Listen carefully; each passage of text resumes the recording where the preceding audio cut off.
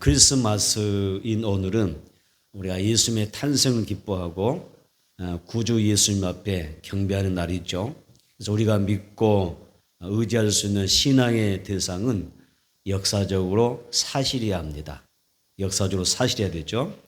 만약 실제가 아닌 그런 대상이라면 결코 우리의 믿음의 대상이 될 수가 없습니다.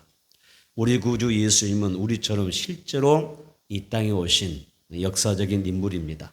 그래서 이 땅에 오셔서 천국복음을 전파하셨고 십자가에서 죽으셨고 모든 믿는 자들의 구원의 완성을 이루시는, 그래서 우리에게 영원한 생명을 허락하시는 통로가 되어 주셨죠.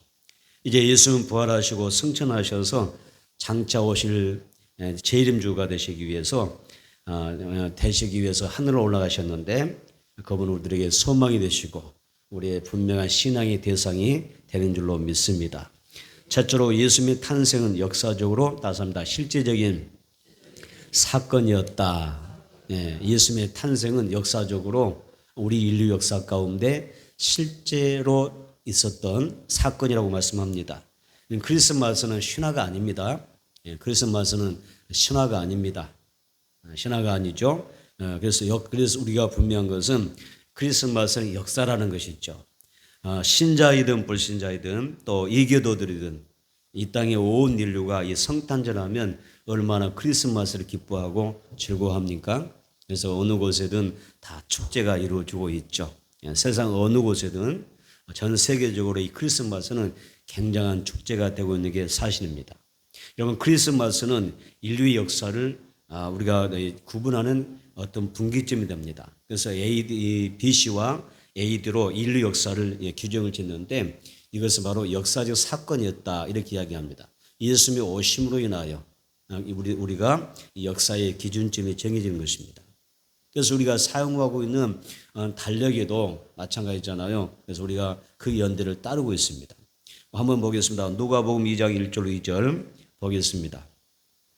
누가복음 2장 1절 2절 시작. 그때 가이사 아구스도가 영을 내려 천하로 다 호적하라 했으니 이 호적은 구레노가 수리아 총독이 됐을 때에 처음 한 것이라. 밑줄을 놓으세요. 가이사 아구스도, 그 다음에 구레노가 수리아 총독이 되었을 때에, 이런 말씀이 있어요.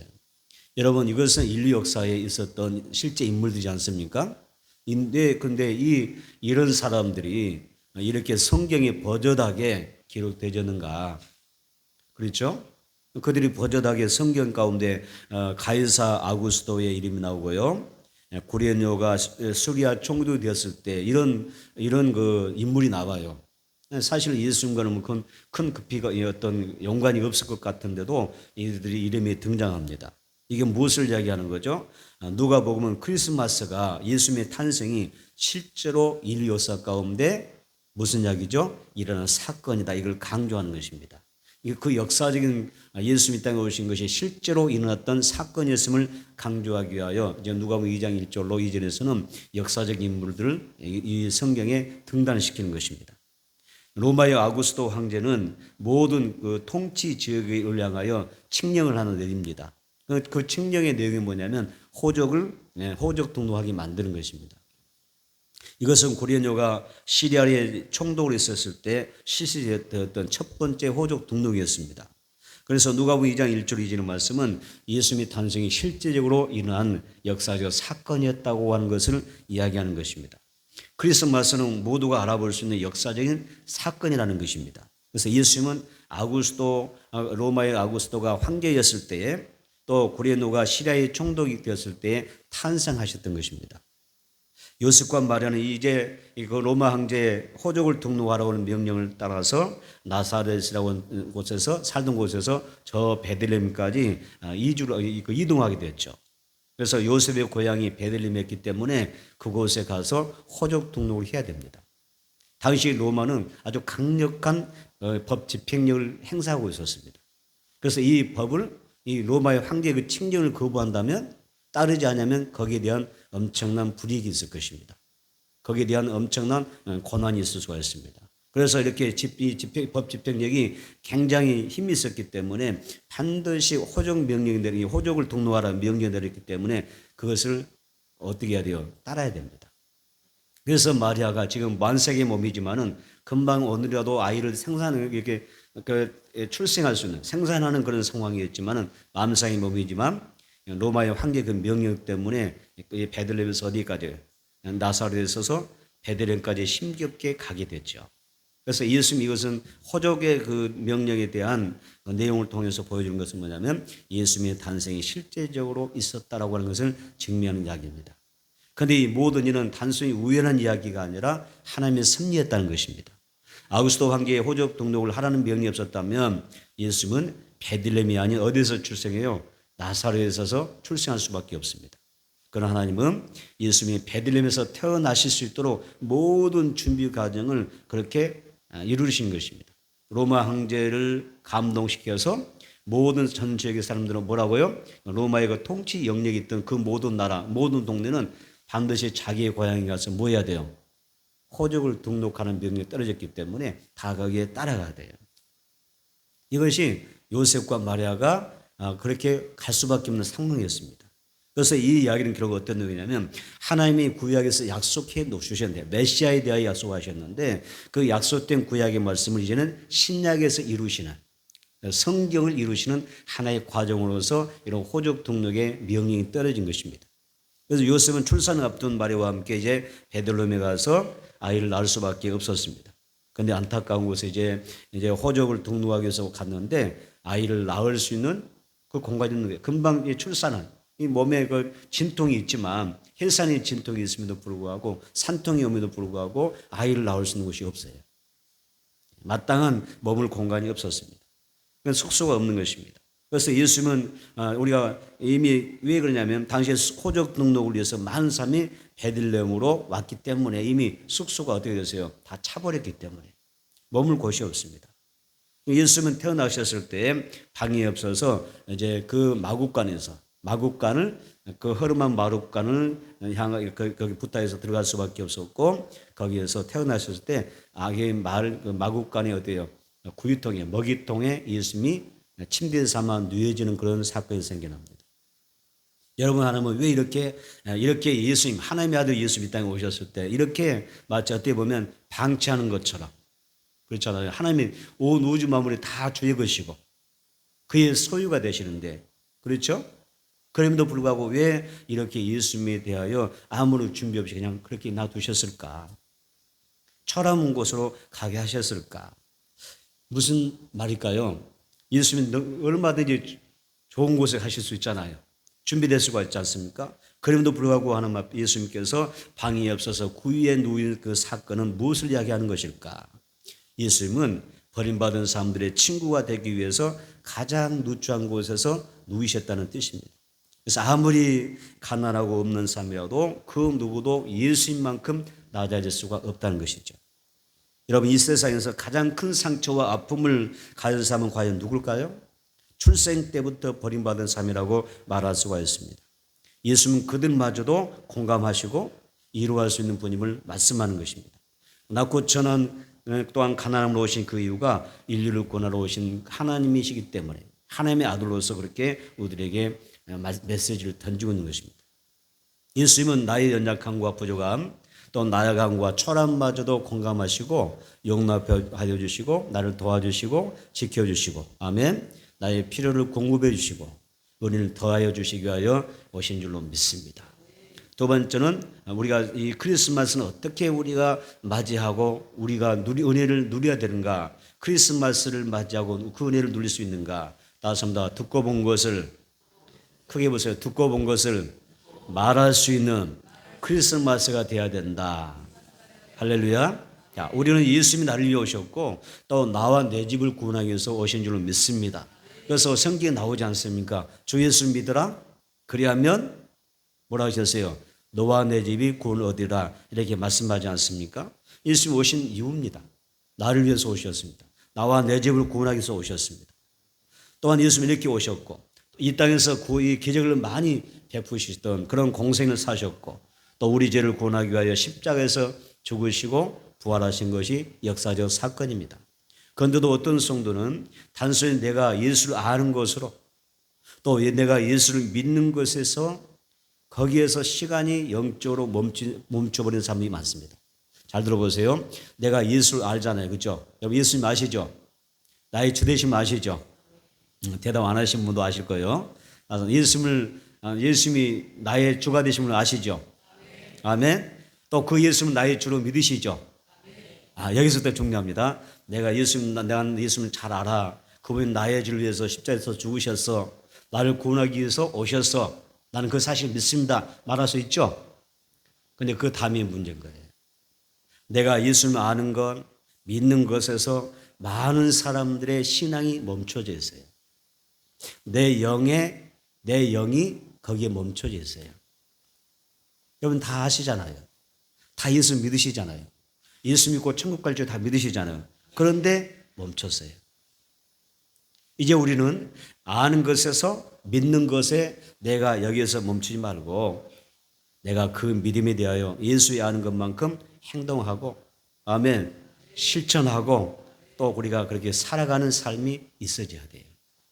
주님이 오늘 본문의 말씀에서 이 목자들이 그리스도 말씀 가운데 그들이 보여주는 모습에서 그 말씀을 우리에게 주고 있어요. 보고 듣는 것, 아는 것에 머물지 않냐고 뭔가 내가 주님을 위하여 행동하는 신앙의 단계를 원하신다는 이야기죠. 예수님 베들레헴에서 말구에서 탄생하셨습니다.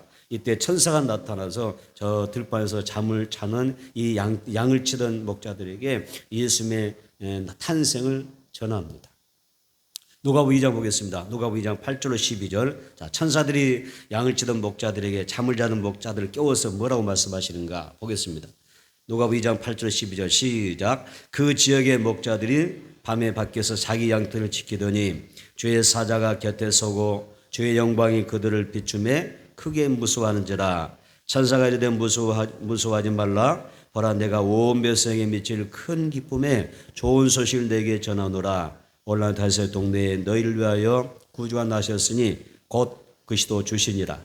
너희가 가서 강보에 쌓여 구유에 뉘어 있는 아기를 보리니 이것이 너에게 표적이니라 하더니 아멘. 여러분, 자 여기 잠을 자던 세상 그 누구보다도 먼저 가장 먼저 예수님이 탄생하셨지만 몰랐잖아요. 많은 사람들이 몰랐잖아요. 예수님이 탄생하셨음에 대하여 아무도 모르고 있는 그 상황에서 유독 이 잠을 자고 있는 이 들판에서 양을 치던 목자들에게 나타나셔서 왜 이렇게 예수님의 탄식의 소식을 전하셨을까? 왜 그랬을 것 같아요? 여러분 그런 부분 생각해 보셨어요? 궁금하지 않으셨나요? 무슨 생각이 있을까요? 자, 예수님의 탄생 소식이 가장 먼저 목자들에게 전해진 이유가 있습니다. 그것은 뭐냐면 가장 먼저 탄생하신 예수님께 달려가서 그분을 찾아서 그분 앞에 무릎을 꿇고 경배할 수 있는 그런 준비가 되어져 있다는 거 하는 것입니다. 준비가 되는 사람들입니다. 죄의 부르심에 대하여 준비가 되어져 있습니다. 되어져 있는 것입니다. 그래서 예수님의 탄생 소식을 천사들로부터 전해드리는 목자들이 어떻게 행동합니까? 15절입니다. 15절부터 16절.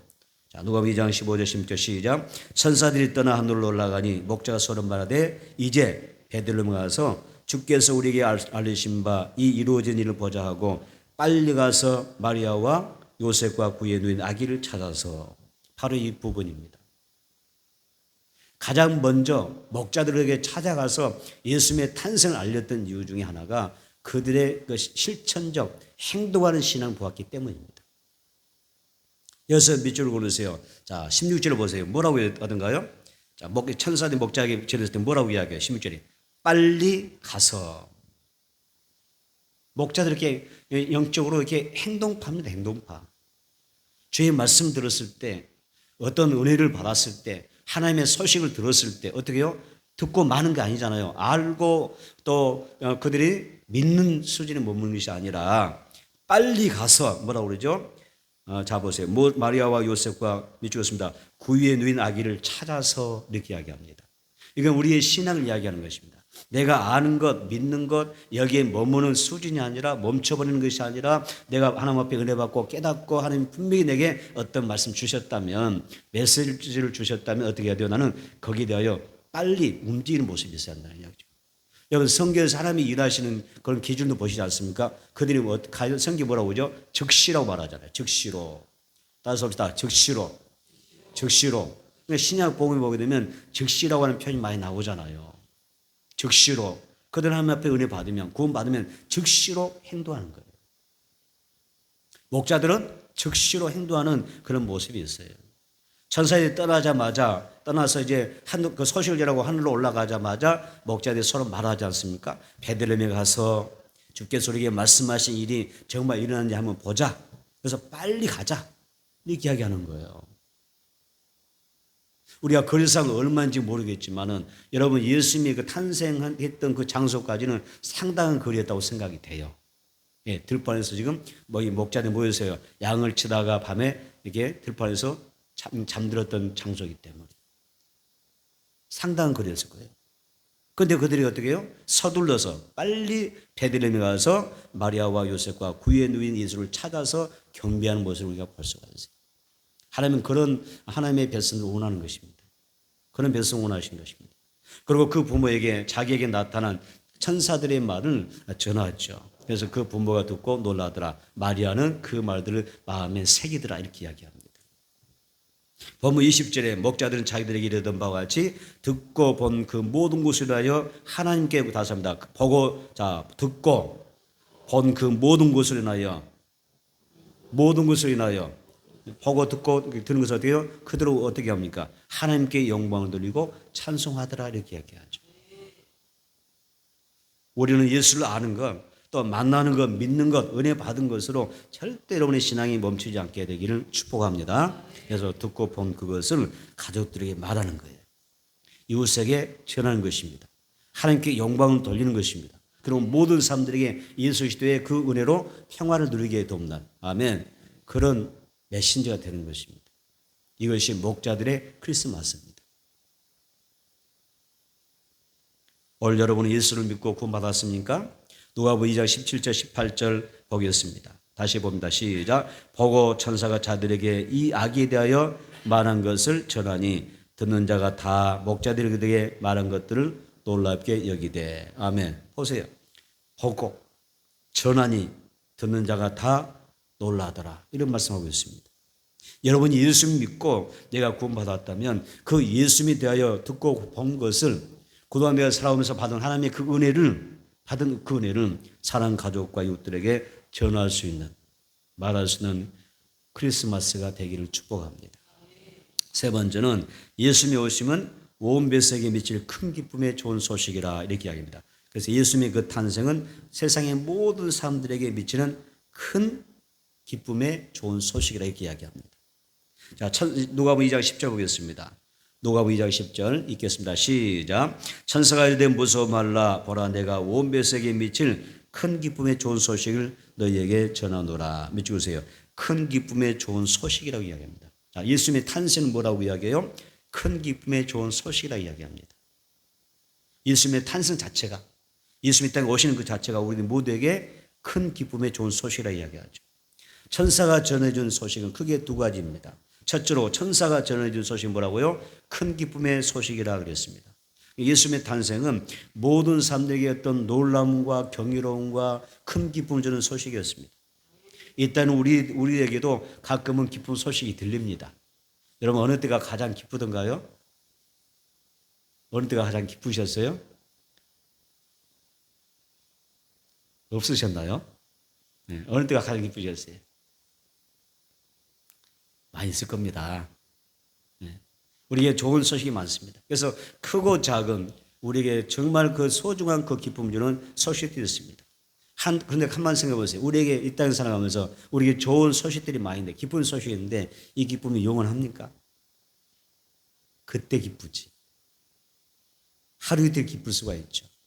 그래서 여러분들에게 주어진 기쁨 가운데 한 달을 넘기는 경우도 있나요? 굉장히 드물다고 생각합니다.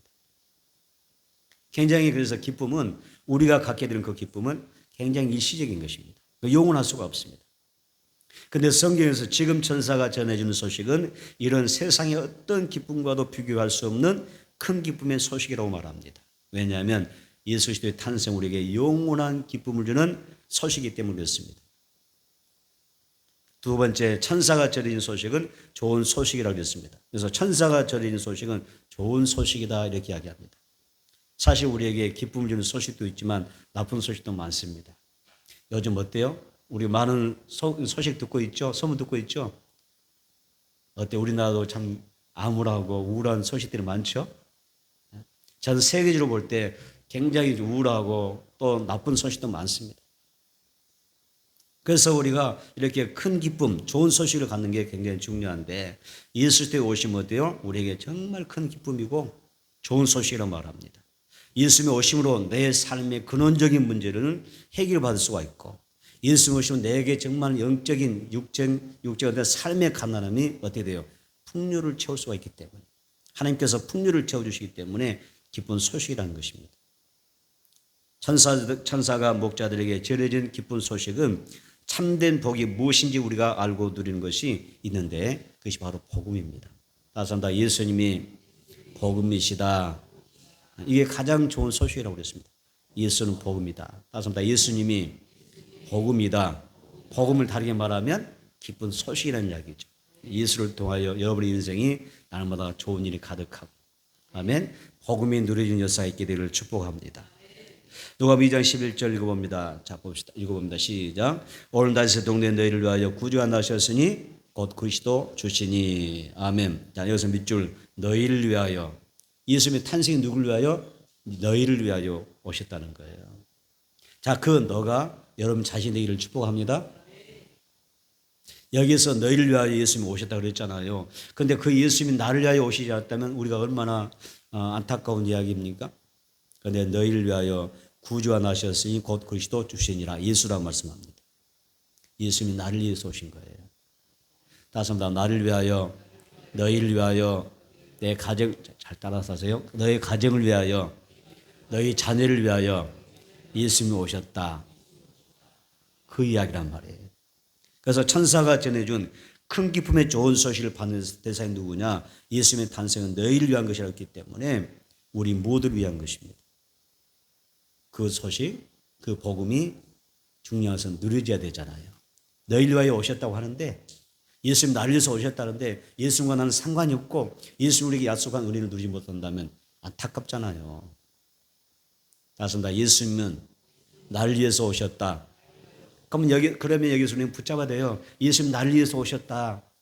분명히 나를 위해서 오셨기 때문에 여기에서 우리가 복음을 누려야 됩니다. 큰 기쁨의 좋은 소식을 누려야 되는 것입니다. 구주 다시 말해서 구원자가 오셨다고 말씀합니다. 천사는 예수님에 대하여 말할 때 그리스도와 주라고 호칭을 합니다. 이 땅에 태어나신 예수는 우리의 구주가 되시고 그리스도가 되십니다. 그래서 기름 부음 받은 자, 하나님이 약속하신 메시아라는 뜻입니다. 다윗의 동네에 태어났던 아기 예수는 우리를 위해서 이 땅에 오신 구원자가 되십니다. 그래서 천사가 태어난 아기에 대하여 중요한 사실을 이렇게 알려주었습니다. 누가복음 2장 12절을 보겠습니다. 누가복음 2장 12절 우리 함께 읽겠습니다. 시작. 너희가 가서 강보에 쌓여 그 위에 누워 있는 아기를 보리니 이것이 너희에게 표적이니라 하더라. 밑줄 그으세요. 강보에 밑줄을 그으세요. 강보 그 다음에 표적이라는 말에 밑줄을 그으세요. 구주가 오셨는데 그 증거 표적이 뭐였냐면 강보입니다. 강보. 강보에 쌓인데 어디에 누워요? 구위에 누웠다는 거예요. 여러분 강보에 쌓여 구위에 누워 있는 아기를 보게 될 것인데 이것이 표적이라고 하는 말씀하셔요. 이게 진짜 표적이야. 구주 오신 게 확실해. 여러분 이것이 표적이 되는 것은 무엇 때문에? 구유 때문에 그럽니다. 태어난 아기가 강보가 뭐죠? 아이를 쌓는 뭐예요? 포대기 같은 거잖아요. 그래서 강보에 쌓여 있는 것은 당연한 것입니다. 아이가 태어나면 강보에 쌓이는 거잖아요. 하지만 태어난 그 아기가 구위에 여러분 누워 있는 것은 정말 우리가 생각할 때 이상한 이야기죠. 우리가 예수님 시대에 돌아가서라도 우리가 그런 때를 만난다 할지라도 아기를 자기가 난 그 아이를 갖다가 포대기에 싸가지고 이 짐승이 먹는 여물통에다가 아기를 넣어놓는 경우가 있을까요? 여러분 같으면 그렇게 하시겠어요? 이들 엄마도 그렇게 하겠어요? 어기야 금이야 하지. 그렇죠? 근데 그게 이상한 거예요. 아이를 낳았는데 이 아이를 포대기에 쌓아서 짐승의 그 먹이통, 여물통에다가 거기에다 딱 쌓아서 아이를 뉘어놓는 거예요. 그런데 참 이상한 이야기지만 이것이 하나님의 섭리라는 거예요. 하나님 우리에게 보여주는 표적으로 삼는 거예요.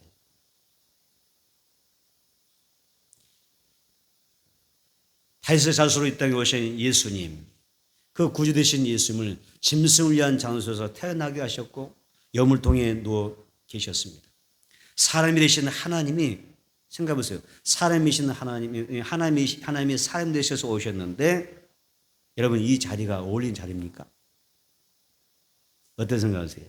하나님이 사람의 몸으로 오셨는데 아기로서 오셨는데 아기로서인데 마국간에서 태어나시고 여물통에 침대에서만 들어누워 계신다?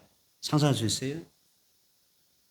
사람이 되신 하나님, 정말 너무 초라하고 어울리지 않는 곳으로 오신 것입니다.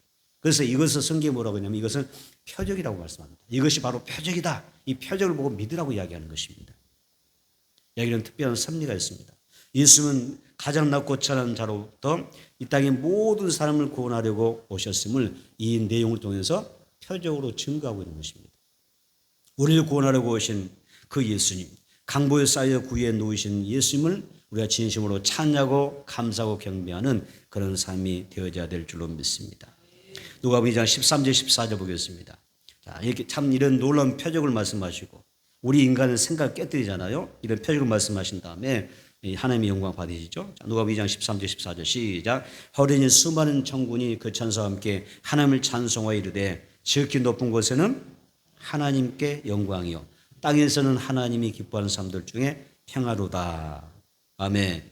자, 하나님께 영광이고 평화라고 말씀하십니다. 예수님 이 땅에 태어나신 것 자체가 하나님께는 영광도의 사건입니다. 또한 이 땅에서는 세상의 모든 사람들이 기뻐할 수 있는 평화라고 말씀하십니다. 부자만 천국 가면 안 되죠.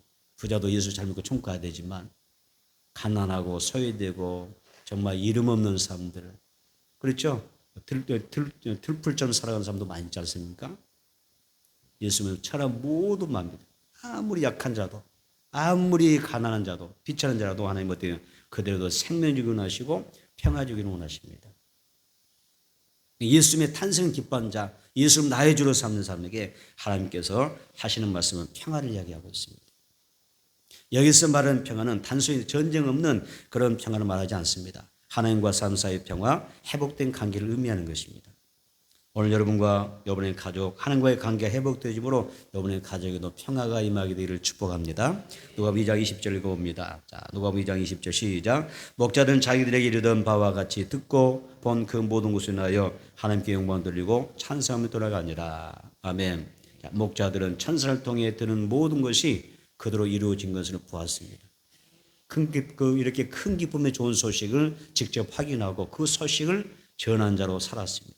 그리고 이 모든 일로 인하여 하나님께 영광을 돌리고 또 찬송하고 각기의 제자로 돌아갔다. 삶의 본분으로 돌아갔다고 말씀합니다. 이 말씀을 정리하겠습니다.